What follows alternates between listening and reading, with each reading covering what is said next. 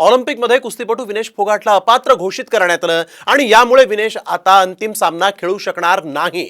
50 kilo गटामध्ये 100 gram वजन जास्त असल्यामुळे फोगाटला अपात्र घोषित करण्यात आलेलं आहे। दरम्यान विनेश फोगाट आता रौप्य पदकासही पात्र ठरणार नाही।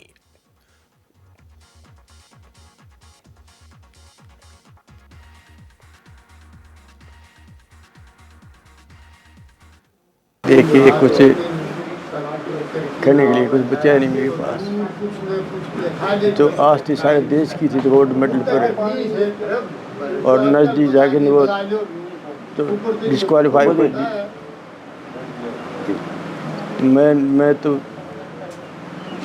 माँ बाप मेरे को तो दुख है, लेकिन सारे हिंदुस्तान को इस चीज़ का बड़ा दुख है जिसने पूरी आस उम्मीद थी जो गोल्ड मेडल किया, और वो नजदीक जा कर के जो हो गया, तो सारे देश को दुख है चीज़।